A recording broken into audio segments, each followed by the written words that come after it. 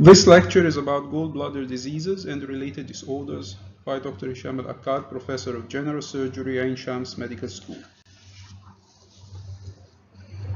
By the end of this lecture, you should be able to identify and describe the types of gallstones, differentiate between gallbladder diseases themselves and with other diseases of similar presentations clinically and by investigations. Prioritize investigations for verifying the diagnosis, set a plan of management for common presentations of gallbladder disease, and explain how complications occur and how to diagnose and manage.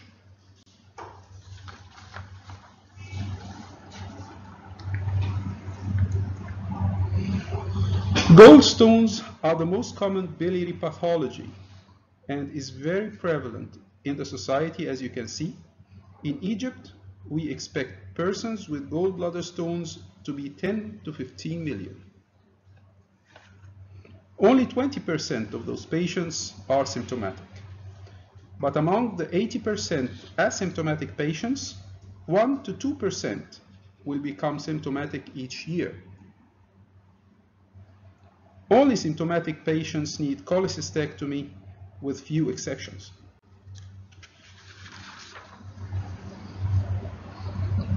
Etiology and types. Gallstones can be divided into three main types: cholesterol, pigment, and mixed stones. Cholesterol stones are relatively more common in the Western countries, although only 10 to 20%, but are very rare in Egypt and other Eastern countries. Cholesterol nucleates to form a stone when its concentration relative to phospholipids and bile acids increases.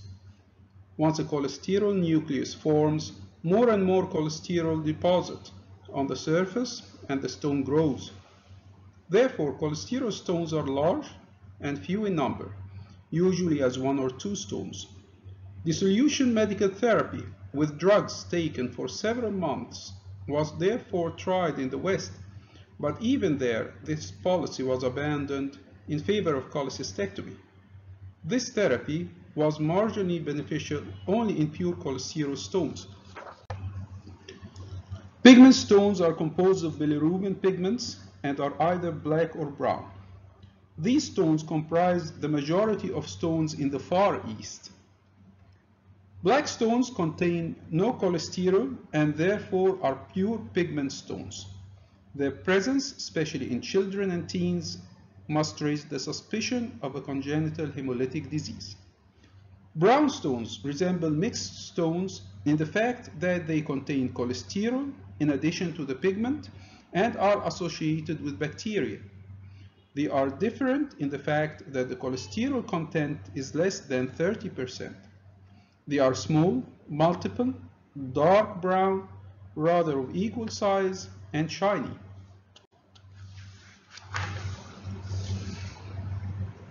Like in the West, mixed stones comprise the majority of stones in Egypt, but with few cholesterol. Mixed are yellow to brown and are characteristically hard and faceted. They are variable in size, but the largest stones rarely exceed 2 cm. Radio-opaque stones belong to this type, but still only 10% are so. As you can see, obesity, high-calorie diets, certain medications can increase the secretion of cholesterol and supersaturate the bile, increasing the lithogenicity of bile.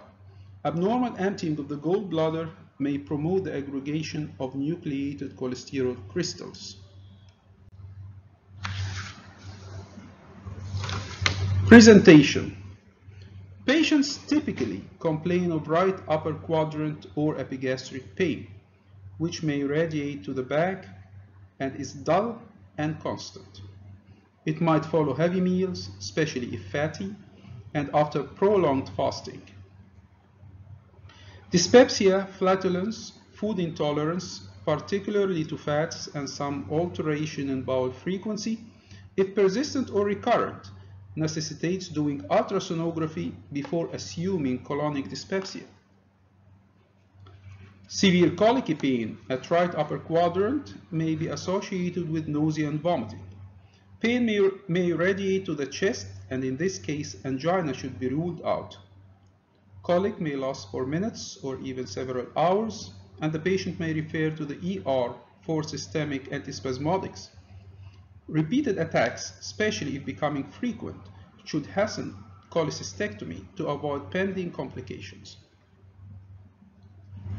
Although the first presentation could be a complication, meticulous history usually reveals long-standing dyspeptic symptoms or pain, which were either neglected or attributed to other causes like spastic colon or maldigestion.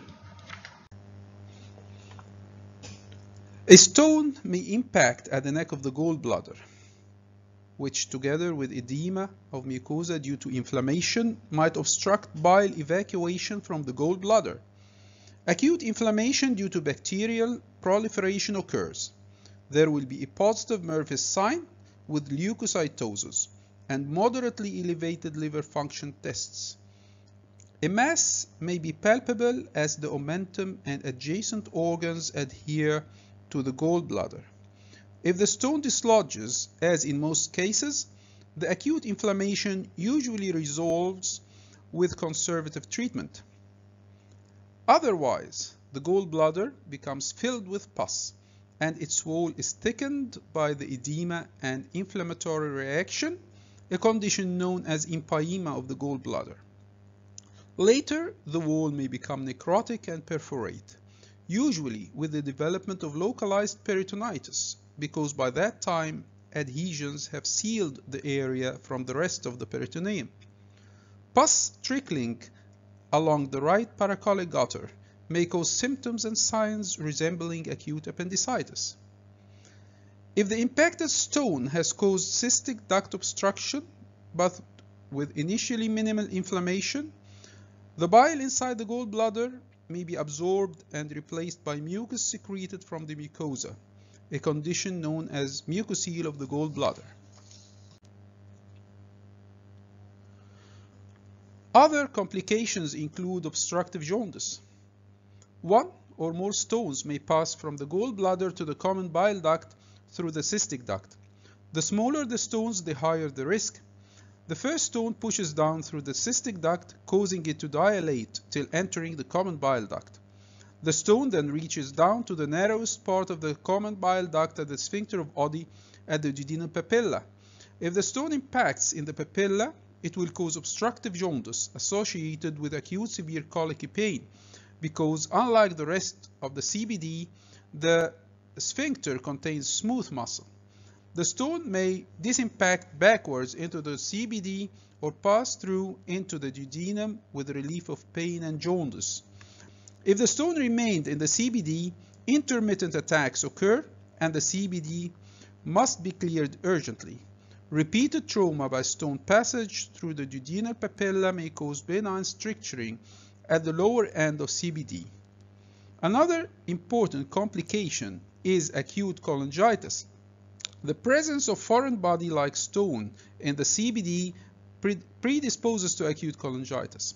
Bile in the biliary tree becomes infected, and unless urgently drained, toxemia and septicemia shall follow, with septic shock and high risk of mortality. Acute pancreatitis might occur. The CBD stone precipitates acute pancreatitis, which is a known entity. Although the exact mechanism is ill-defined, one theory is the obstruction of the pancreatic duct by a stone in the common channel or reflux of bile into the pancreatic duct. Nevertheless, ERCP sphincterotomy with CBD stone clearance might improve the condition.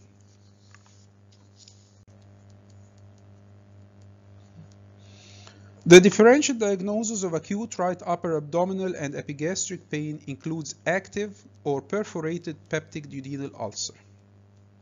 With perforation, a plain X-ray abdomen in erect position or a plain X-ray chest will show a rim of air below the diaphragm on the right side and later bilaterally. If the acute symptoms are only few hours, the film may not show the air leak, and has to be repeated after another 6 hours or so. Occasionally, the air is detected earlier during doing the ultrasonography before appearing in the plain X-rays. Like acute cholecystitis, acute pancreatitis is also a complication of biliary calculi. Therefore, in presence of gallstones, the acute symptoms must be known to be related to which complication. Ultrasonography is an adequate radiology modality in diagnosing acute cholecystitis. Serum amylase is elevated initially in both acute cholecystitis and acute pancreatitis. However, it continues to rise to levels exceeding 500 units per liter with pancreatitis, and serum lipase is more specific to pancreatitis. CT or MRI are superior to ultrasonography for diagnosing pancreatitis, and so are often requested to verify the diagnosis and assess its severity. Another complications include acute appendicitis and others. The diagnosis of chronic cholecystitis is confirmed by ultrasonography. Clinical examination is normal unless an associated disease is present. Peptic ulcers or erosions, reflux esophagitis, or inflammatory bowel disease are commonly associated with gallbladder disease. So gastric and colonic symptoms must be sought in the history rather than attributing all complaints to the gallstones. Further investigations may be done to rule out these diseases like upper endoscopy. Gallbladder stones as seen by ultrasound, whether newly discovered or previously diagnosed, if associated with recent constant pain at right upper quadrant with fever and anorexia or vomiting, strongly points to acute cholecystitis. Abdominal examination ranges from positive Murphy's sign, palpable mass, to frank generalized peritonitis in few cases. Scintigraphy has been largely substituted for by ultrasonography in diagnosing acute cholecystitis. Ultrasonographic signs include thickened wall of gallbladder, which might contain gas, pericystic collection, and a mass of adjacent dilated bowel loops and omentum. Differential diagnosis of acute cholecystitis entails in most cases to add an erect plain X-ray abdomen for perforated duodenal ulcer and CT with contrast to rule out acute pancreatitis. If a palpable gallbladder mass is non-tender or showing only mild tenderness, acute cholecystitis is unlikely. If jaundice is also present, then the possibility of ampullary or pancreatic head cancer is high. CT, MRCP, or ERCP are usually ordered in such conditions.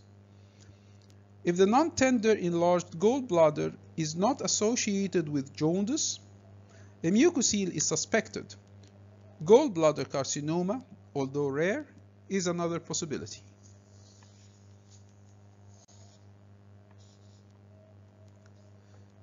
Symptomatic chronic calcular cholecystitis is treated by cholecystectomy in most cases.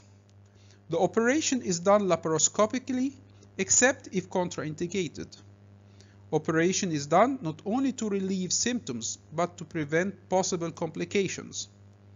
With associated disease like gastroesophageal reflux, the patient must be warned that some of the symptoms like heartburn may persist after surgery and shall need dietary restrictions and occasional medications.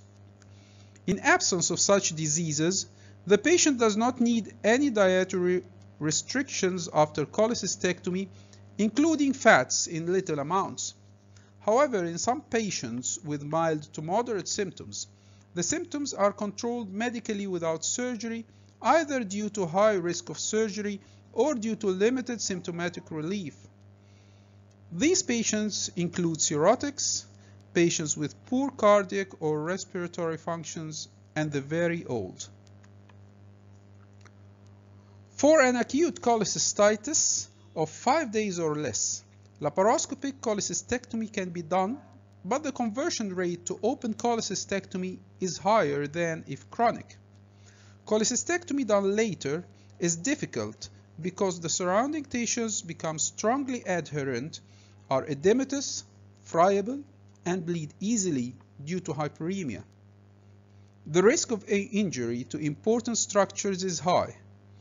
Initial conservative treatment is safe choice till acute inflammation subsides. Most patients respond, but some may progress to empyema, gangrene, and even perforation. Cholecystectomy, whether percutaneous or open, will be needed. Cholecystectomy can be done 3 to 6 weeks later, usually by open method.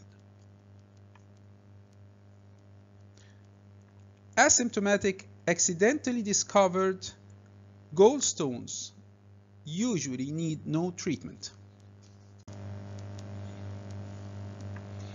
Conservative treatment includes NPO, intravenous fluid administration, administration of analgesics, administration of antibiotics. If vomiting is present, a nasogastric tube should be inserted initially. When fever, pain, anorexia, and abdominal signs improve, gradual resumption of diet by oral fluids, then soft diet, then light meals can be done. The patient may then be discharged on oral medications and small fat-free meals till scheduled for cholecystectomy 3 to 6 weeks later. Some protocols would operate during same hospital admission just after improvement. This is not the routine in most institutions. There are few exceptions to operate on asymptomatic gallbladder stones. Immune-compromised patients and diabetics shall ultimately develop acute inflammation, which can rapidly progress to empyema and gangrene with grave consequences. Cholecystectomy is done as prophylaxis against those anticipated serious complications. Hemolytic anemia shall result in continual formation of pigment stones, and obesity surgery enhances stone formation. This is the end of part 1. We continue in part 2.